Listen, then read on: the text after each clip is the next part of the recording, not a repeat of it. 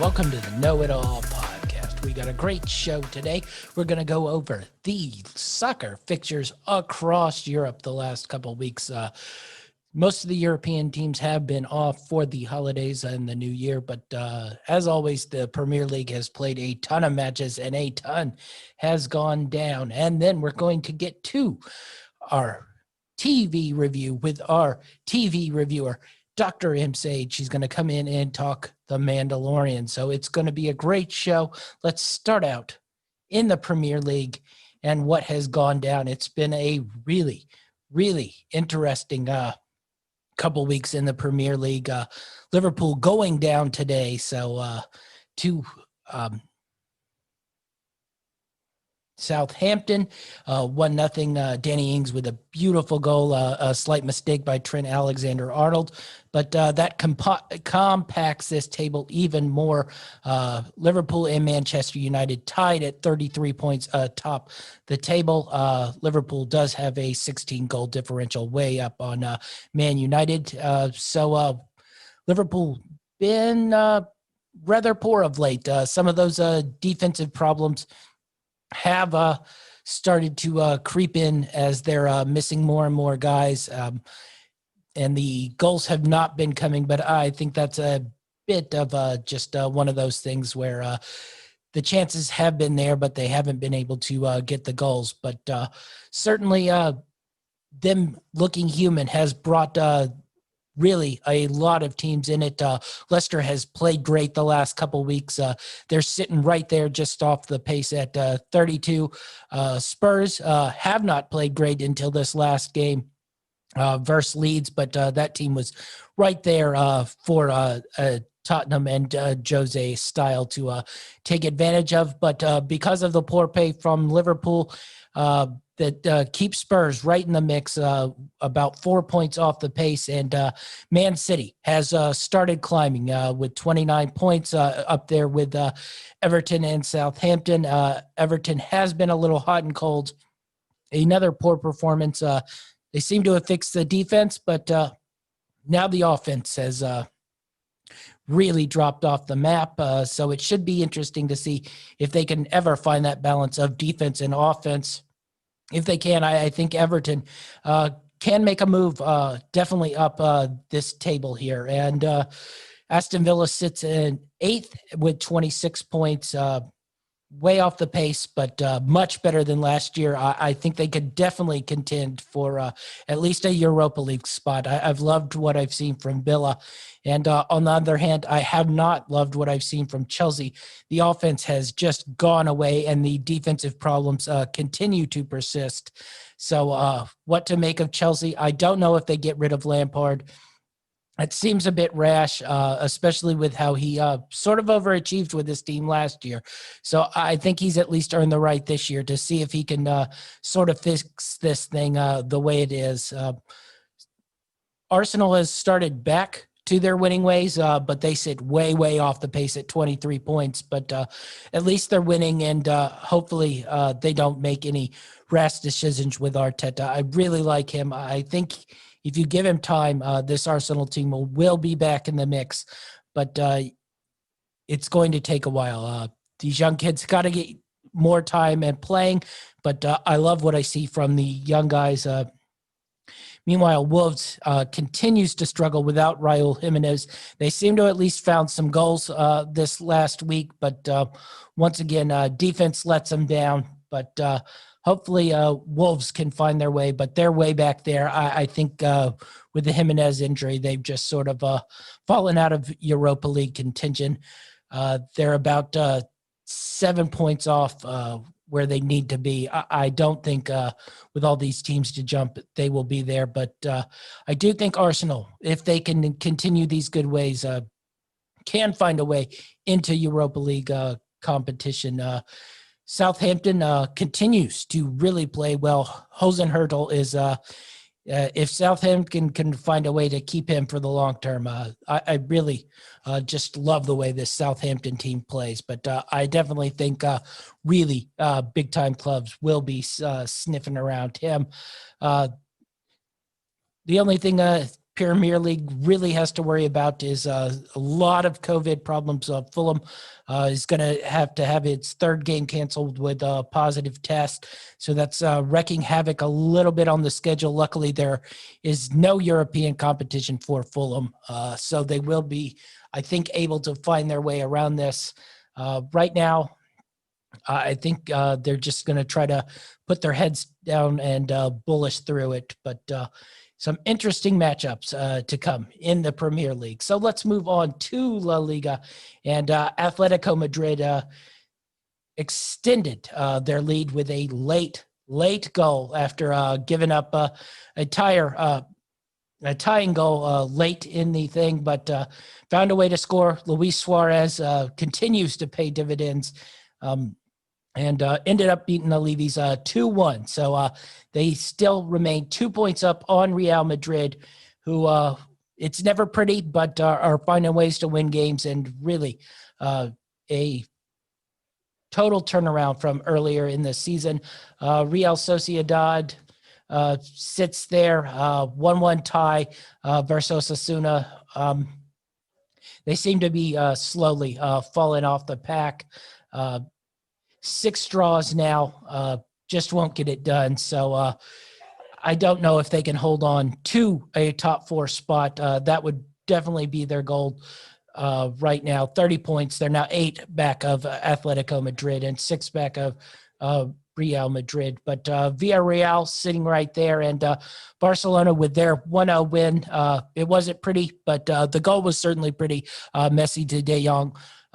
Great goal, but can Barcelona 10 points back of the lead? I don't know if that's possible, especially with the sort of mixed bag that Barcelona gets. They have 4 draws on the year, 8 wins, 4 losses. Just not a typical Barcelona season or team for that matter. But I think slowly they're going to work their way back into the top 4. So at least nothing too disastrous here and missing out on Europe or anything. We'll move on to Syria, where Inter Milan continues to play pretty good soccer. A little disturbing. Lukaku looked like he pulled something, but nonetheless, they really put it on Coraton last week, 6-2. Martinez was just amazing. Lukaku was amazing, like I said, but he went out. Can they make that push for that top spot? Milan sits there 1 point above them. It's good to have the 2 Milan rivals sitting right there on top of each other. Roma's 7 points back, and funnily enough, Juventus with a good win, but they much like Barcelona, way too many draws. They did look good this week, but it was an expected result versus a very porous team. But 7-6-1 for Juventus. I don't know if they can continue their hold at the number 1 spot. That's 10 points to make up versus a very good Milan team. 8 points to make up versus a very good Inter team. And Roma and Napoli continue to play really good soccer. Sassuolo and Atalanta are right on their pace. Atalanta really played great this week with a 5-1 win. They look to me maybe starting to hit their stride. So very interesting how this sort of second half of the Serie A competition will break down. Really interesting to see if Milan and Inter can continue to stay atop this league table. Roma is charging hard. I don't know if they have enough, but I certainly think they do have enough to stay attached and in the European slots. Just like the way Roma has looked the last handful of matches, a 1-0 win this week versus Sampdoria. So really interesting to see how this is going to break. I think there are a lot of good teams right here going to be battling it out. I think you could even go possibly all the way down to 9 and Laszlo. So 9 teams probably battling for 4 spots in Europe and 2 or 3 spots in the Europa League. So it could really be a really good competition to close out the season. We'll move on to the Bundesliga, and this has gotten interesting. Leipzig and Munich are right there battling. Leipzig continues to keep growing and getting better. Leverkusen dropped off the pace a little bit this week. Did not look great, but they sit 5 points behind Bayern Munich and 3 points behind RB Leipzig. But I think Leipzig are challengers this year. I really do. They've really started to play really great soccer. Will Champions League get in their way? I don't know. They aren't as deep as Munich. They can't really take breaks during the season in some of the low-level games. They need that energy. They need their top-level players playing every game. But I really think there's a chance here that RB Leipzig could take down Bayern Munich. Speaking of that, challengers in the Bundesliga, I don't think Dortmund's a challenger. They fired their coach while we were off, and they have a new interim in there. Holland came back. They looked pretty solid this week, but I think Europe is the best they're going to do. I don't think they can challenge for this spot. I don't even know if they can challenge for a top 2. I think they will maintain and stay in the top 4 because really after the top 4, I don't know if any of the other teams are quality enough to really challenge them. Union Berlin has had a great season, but just to finish in the top 7 if for Union Berlin would be a real thing. Wolfsburg, I do like Gladbach's right there, but Gladbach starting to come back together and play well. Can they challenge for those top 4 spots? I don't see Leipzig or Dortmund dropping out of there. Leverkusen has played above its station the last couple weeks and had their first really bad game this week. So we'll see if they can drop out and maybe Wolfsburg or Gladbach can get in one of those spots. Speaking of Schalke, they continue to really be poor, and they might set a record for woefulness this week, so be on the lookout for that. The other one, Werder Bremen, has really been poor this year. The last couple of weeks, they've just been terrible. That's a little shocking, but anyway, I think up top, it's not a deep table this year, but it should be interesting to see how the two, Leipzig and Munich, Bayern Munich battle here. And if Wolfsburg or Gladbach can work their way into that top 4, can Union Berlin stay on the pace and keep pressuring these teams? That would be something. Union Berlin in European competition. Hopefully by next year, if they can get into European competition, we can get fans in those stands. That would just be a sight to see. Anyone who hasn't watched a Union Berlin game and seen that stadium packed with their fans is really missing something. You need to go to YouTube and find some old Union Berlin games. Just a great scene to watch. And hopefully Union Berlin can stay in European spots. We'll see if this team can battle through. Lastly, we'll touch on Paris Saint-Germain. Tuchel got the axe. It was probably time, definitely.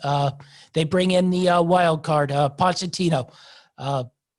He's the best coach that was out there. Everyone loves him. I loved him when he was at Tottenham. Really fun style of play. Will Paris Saint-Germain listen to him? Will these elite players play his style of play? Can he win the Champions League? Really, can he get them back in Liga? They had dropped to 5th. I think by the end of the year, PSG will be atop there. I guess he will finally get his trophy. But I think Champions League's the goal here. And we'll see if Pochettino can get this team flying. I didn't mind Tuchel. I'm sure Tuchel will get picked up by another club coming up here, but we'll see definitely how that's going to work out. And they did win 4-0 this week, so look for PSG to go on a bit of a run.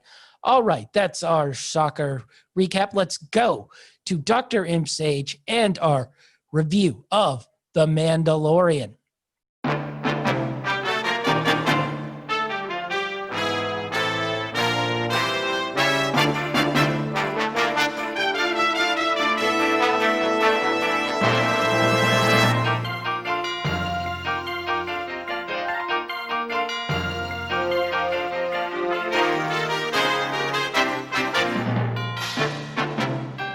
All right, we're going to go to our TV review, and we bring in Dr. M. Sage to review The Mandalorian Season 2. Dr. M. Sage, did you like The Mandalorian Season 2? I did like The Mandalorian Season 2. I liked it even better than Season 1, I have to say. And I liked Season 1 quite a bit. Well, guess what? We What? found a show I actually liked for a change. Yes, We're on a finally. roll. One Woohoo! in a row. So, One in a row. so yeah. I think The Mandalorian is a show that anyone can like. You don't have to be a Star Wars fan. You don't have to be a kid. You don't have to be an adult. You just have to enjoy a fun show. Yeah, I think that's it has a little bit of everything and sort of hits all audiences because they bring in a lot of, big time directors to direct each individual episode, really. So, I mean, it really has a really nice arc of many different story points in it. I just love it. I loved Season 1, but I really thought Season 2 was really, really good and somehow even better than Season 1. I agree. I like Season 1 a lot. Who can't love, the child, a baby Yoda? I mean, everyone has to love that. And of course, in Season 2, we find out his real name, but I won't give it away in case some of our listeners, Happy New Year listeners, by the way, haven't watched it yet. I mean, the show is a classic Western. You've got the Mandalorian, who's a gunslinger. He goes to different towns. He fights the enemy. He collects his bounty. And that's who, the Mandalorian really is. But now he's fallen in love with the child, and he's kind of given up his gunslinger ways. He's not really the bounty hunter he was before. No, but he still kills a lot of people. So in case you were worried that he turned soft, plenty of people do end up dying throughout this. So he's softer, yeah. Maybe. He didn't carbonite freeze anyone and load them into his ship this time around. No, he didn't do that. But you're right. He does kill a lot of people. That's the one thing about the show that I think they do well, so it can be a family show, is it's not gory. If you racked up the number of bodies, it would be quite huge. But it's not anything that kids can't watch. But the Robert Rodriguez episode really put the body count pretty high there when Boba Fett makes his return, and essentially every stormtrooper that tried to attack him went down pretty quickly there. Yes, I do want to get into it with you about the stormtroopers. I mean, how ill-equipped and ill-trained are the stormtroopers? Do they ever get a shot off? Do they ever injure anyone? Well, I think there's a volume in numbers. They just keep coming. So, eventually they wear you down enough to where they take out people. Not these people necessarily, but the normies. We don't see a lot of normies, but That's true. That's true. Somewhere along the line, some stormtrooper must have killed someone, but you wouldn't know it from watching them on this show. They are really bad shots. No, but the super dark black stormtroopers, they were a little more dangerous until a old Jedi friend comes into the mix and takes care of them. Yes, the dark troopers are scary. Yeah. I like the dark troopers, but I am scared of the dark troopers. And I know that they're going to come back in the future. I mean, it's not like they killed all the dark troopers. I think they will make their way back, especially since they are easily manufactured, I guess now. Now, why did you like season 2 better than season 1? Uh, I think the cast grew, and I really liked the back end of it when, Boba Fett and the Asian lady, I can't think of her name right now, joined his crew, and Fennec. then they got the blue Mandalorians, Starbuck. I don't remember her Yeah, character Starbuck name, from but Battlestar Galactica. Starbuck essentially made her way onto the team. So I think the cast grew a little bit better, and I think there was a little bit more story arc. They had a little bit more of a goal in season 2. They had to sort of do, I think, the early episodes, a lot of backstory with the baby Yoda / the child / his real name, which probably is the worst thing anybody's actually called him. But I don't know. And I think the ending of season 2 with the return of a Jedi friend, and then A storied Jedi. and then the sort of closing scene when Boba Fett goes on his throne, and they give you the little sort of teaser to his spinoff series that I guess Disney Plus is going to do. I would agree with all of that. I thought that in season 1, I did have an issue with sort of the middle of the season because I felt that I felt that there was filler, that there were definitely some episodes in there that didn't match with anything else. It didn't further the story. It was just a gunslinging episode. But I felt with this season that every single episode furthered the story along, and I appreciated that. And I'm here to tell you my new favorite character, besides Mando and besides the child, is Boba Fett. I love Boba Fett. Other than he possibly needs to take a Weight Watchers class before the but that spinoff, makes him even better, I think. before the spinoff series. But that wasn't the only one whose body I was a little worried about. Gina Carano. I don't know if we're PED testing or anything, but if we are, I have a feeling Gina would not pass her PED test. She seemed quite enhanced in this season. She's huge. So much so that I noticed in the running episode, she was struggling to get that body moving a little bit, and I was like, I don't know what she was taking in the off season, but whatever it was, she came back quite large. Well, I think it's interesting because Pedro Pascal, Mando, I find him to be a little too puny at times, and I think he kind of doesn't run real well. I don't think any of them run real well. Maybe Fennec, but no, I think Starbuck that can move a little bit. Starbuck can probably move, although she didn't have to move too much. Oh, but yeah, actually stared broodingly for. she did. Which I think has pretty much been her career since Battlestar Galactica. Stand, look good, and brood. But now we should call her Bo-Katan, her name. Bo-Katan. She's not Starbuck anymore. I'm not going to remember that. So it's always going to be Starbuck. I thought she was a little too brooding at times. It's like, I get it, but it's like, okay, we get it, right? I do think it's interesting that now we have Mando on a journey of self-awareness too. Yes. Which is kind of the whole Star Wars thing. I mean, Luke Skywalker was always looking for his father and who is he, and so we always have this sort of Star Wars theme of who am I, and now they've got Mando kind of confused about who he is, and I find that kind of interesting.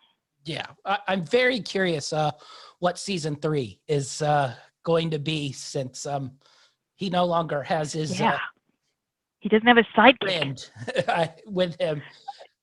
Do you think they will bring the child back into season 3, and do you think the show can survive without the child? Because I do know people who watched it just to see the child. I feel like the child story is sort of closed, and that's why we got the Black Samurai sword story right there at the end. I think that's sort of the next storyline they're going to go with. What was her name? Starbuck. Bo-Katan. How does Bo-Katan. she get the black saber How from did she Mando? get the black saber without those two killing each other? Yeah. I feel like that's probably where they go and rebuild their homeland. I think they sort of take it that route, and I think we've probably finished with the child story arc, unless they get desperate after season 3 and need to throw him in if ratings fall. But I think they got such a runway now. Everybody likes this show that I think the child storyline probably closed. I agree. I think so too. I do know there are some fan sites who refuse to believe that, though. They don't think the story can exist without the child. But I don't see how let's put it this way. I don't see how the child can be a major part of the story. Although we do have Mando promising to see him again in the future, and Mando keeps his promises. Yeah, especially since theoretically Baby Yoda ages so slowly. You can't fast forward it into the future 25 years to where he's a teenager or something, because it would be 100 years you'd have to fast forward. And I'm afraid that's true. Mando would have moved on and passed away. It would have to be the Mando child. Oh dear. Yeah, that's true. Baby Yoda will always be Baby Yoda. At least as far as this series goes. Yeah. I think. Until we get the spin-off where he is adult child. Yeah. So what did you so who's your favorite character? Oh, who's my favorite character? Are we counting, besides the child and Mando? We'll take those out of the equation. Are we discounting Boba Fett? Well, I love Boba Fett. So is there another character that you like as much as Boba Fett? Boba Fett has great toys. He's got great weapons. He's got a great ship. I love Boba Fett. Boba Fett would be it, but that would be everybody's favorite, since he's essentially been everybody's favorite since the Star Wars series began. So he wasn't really in it this season all that much. He had one episode, but I do like the Carl Weathers character. Really? Yeah. I find that very interesting because I find him to be the weakest character. I know, but that just might be some Apollo Creed rub-off. So you're gonna have to just leave it to the show, man. Come on, champ, you gotta leave it to the show. I know, but I love Carl Weathers. So, and he wasn't even really in this season. He had one episode. Yeah, he only had one episode. Okay, I have a second favorite character. All right, what's your second favorite character? Mayfield. Okay. I thought Mayfield turned out to be a really good character this season. That was my favorite episode. Yeah. Oh, I can tell you who it wasn't. I don't like the Gina Carano character, so. Oh, you don't like Cara Dune? No, I just like Cara Dune. Possibly. Now, is it because of her personal politics, or is it the character? No, I was just sort of hoping that got her fired of the series, but that's a different. I think it's probably more to do with acting.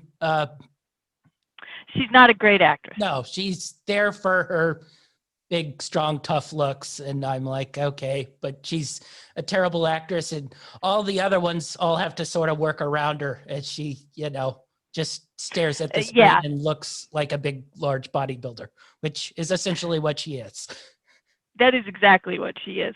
I think maybe they have written the dialogue for her because that is her character. I mean, she's just a big, strong warrior, okay?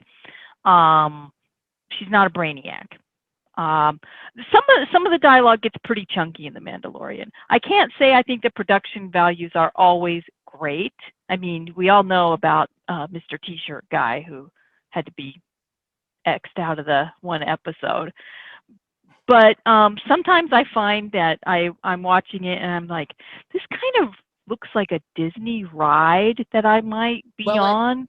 if you looked at the making of it from the first season, they built this Hmm. huge biodome that is like a giant dome of all like green screens, and they build their sets in there, and that's how they shoot every scene and every thing. So that's how they, sort of afford it, because once again, this is a TV show. It's not a large blockbuster movie. So, and Yeah, for the cameo appearance, I'm sure they had to throw a lot of money to a certain Jedi to get him to make that cameo, plus the deep fake that they had to use to age him down a little bit. So I think a lot of age him budget, down a lot. yes, I think a lot of budget was spent there. But if you watch the like Disney, it's in the Disney Plus. It's like the making, or Yeah, the they, making of the yeah, Mandalorian. they have this huge biodome that they shoot everything in, and that's why sometimes it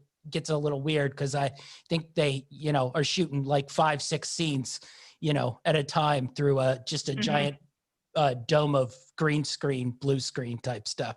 It's kind of a cool setup. That is a cool setup.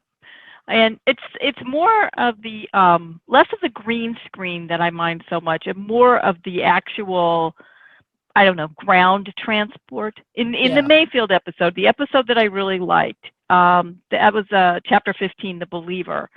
When the rovers are traveling through the jungle, so to speak, in the little village, it just kind of reminded me of, if you got on the rover at Disney World and you took it through into the danger zone.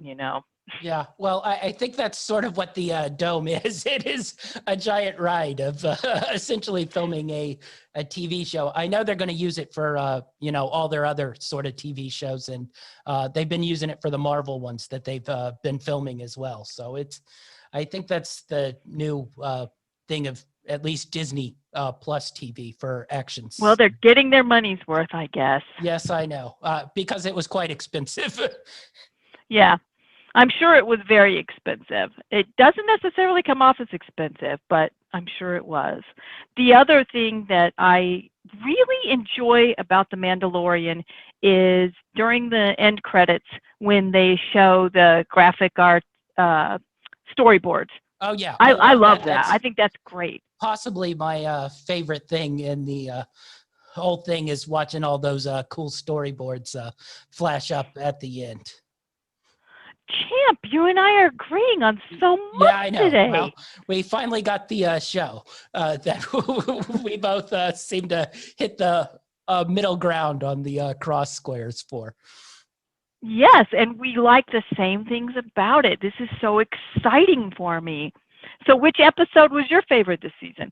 It was the Robert Rodriguez one where Boba Fett and them come back, and but I did like the Bryce Dallas Howard one with the lizard frog chameleon pregnant lady, That was a good and the episode. giant spider. So I like those two. You can't hate on the closing episode. The last episode was really good as well, but Of course. that was their big budget one. They Yeah. they I mean, they blew the blew the budget budget on on the that one. final. Yeah. So Yeah. The finale was so good. So yeah, good. but the Robert Rodriguez one, that one, I think it was the sixth one, maybe the seventh one. I think it was six that I I really think it was liked. 6. Yeah, with Yeah, the tragedy when the the child child gets gets taken. Yeah. taken away by the dark troopers. Yes, but I did like the Bryce Dallas Howard episode. I like the other one she did too in season 1. So, Yeah, she did a good job both seasons, I thought, with her episode. so what did you make of the villain, uh, Gus Fring? I just know all these people from their famous other characters. Oh God, I get You the mean word. Moff Gideon? Yes, Gus Fring, Breaking Bad. um, I think that he has a certain gravitas, and he's kind of weaselly, and he makes a good villain. He kind of, I mean, Giancarlo Esposito seems to play a lot of villains, so he's Yes. obviously gotten good at it. Well, he's now made his career with it, so I'm not going to Exactly. hate. I did not like him as much as I liked him as Gus Fring in Breaking Bad. But that being said, that's possibly one of the greatest TV villains of all time. So I agree. Yeah, that's a hard platform to leap it's into. hard to beat that. But I did And enjoy. he's constrained here. I mean, Yeah, I think he was sort of held back. And then when he got in his big fight, I guess he lost it on purpose so the samurai sword would make it to the Mandalorian that's and how I'm reading it, at least. score That he everything lost up. on But purpose. he Because also might, otherwise, he's too much of a weenie if he yes, really lost a fight that easily. yes. But he also might just be too old to look like he can do a lightsaber battle anymore. Well, maybe a little bit, but he's not as menacing as I would like him to be. But I think that that's part of the whole Empire thing, because I think some of those bad guys are just weaselly more than menacing. Yes, I think so. Now, will they do the Star Wars thing that they always do, where you have the bad guy who you think is the bad guy, but really there's another badder bad guy telling the bad guy what to do? Of course, gotta be. So Gotta be. there'll be, He can't be the consummate bad guy, because he's just not. He's too weaselly, too weenie for that. There's got to be someone above Moff Gideon. yes, definitely. I totally think so. All right. So There's going to be all kinds of spin-offs.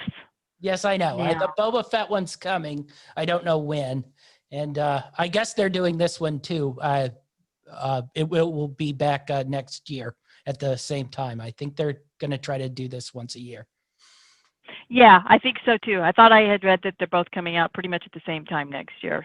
So we have to wait like a whole year.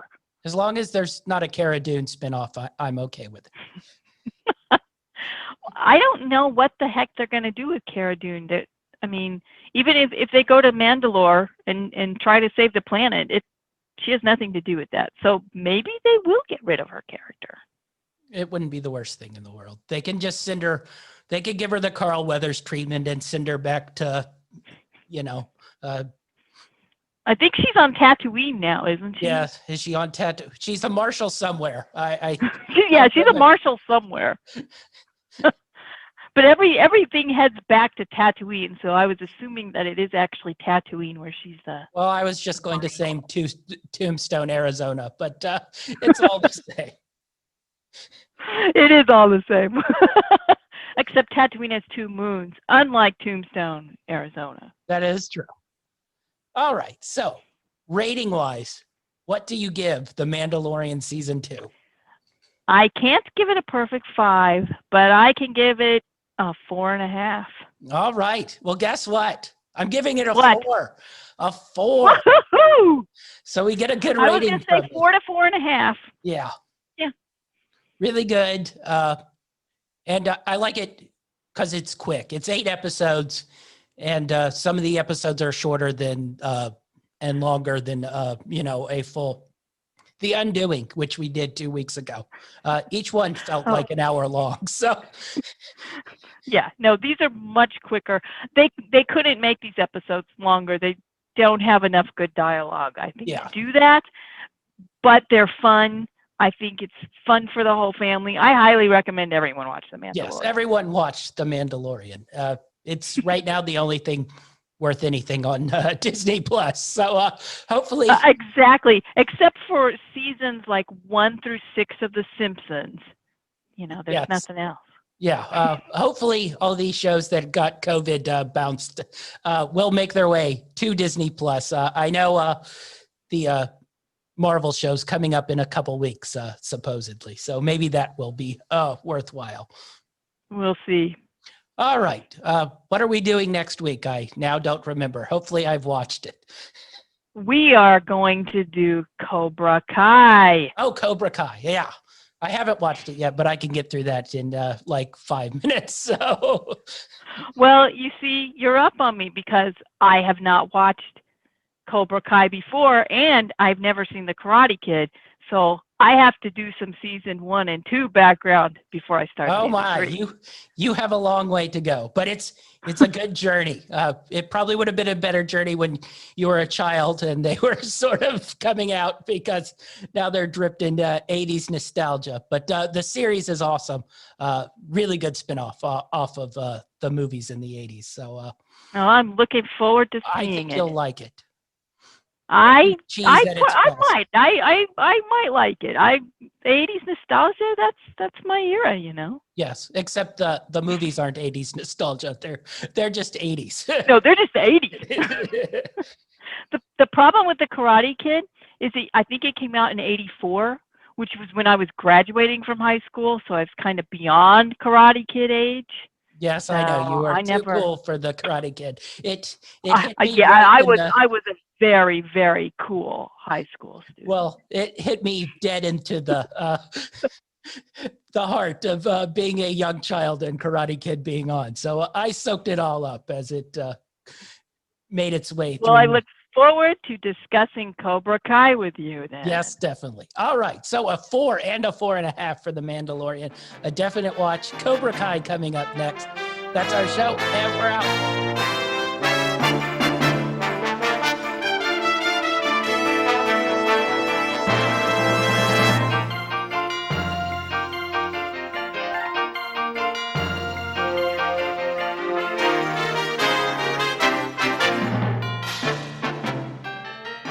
Okay, thank you, Dr. M. Sage, for joining us. Be on the lookout for more podcasts coming this week. Football Time with Achilles Reign. We're going to do our recap and review on Monday. It'll be out Monday night. Then Thursday, we're going to do our picks podcast with Achilles Reign on the NFL playoffs. Should be an exciting show. Friday, our man Dynamite David's going to join us for a recap of the bowl games, plus a preview of the championship final of Alabama and Ohio State. We'll have another Know It All podcast coming out on Friday. We'll have Rita Cinema in to review the movie Soul. We'll also have our man Achilles Reign coming in to break down some NBA action. That's Friday for the Know It All podcast. Be sure to follow all our podcasts on greenlightnetwork.org. You can find us on YouTube, Greenlight Network. Be sure to subscribe and like our podcast. Also, go to our Facebook page, follow us and like us. That's our show, and we're out.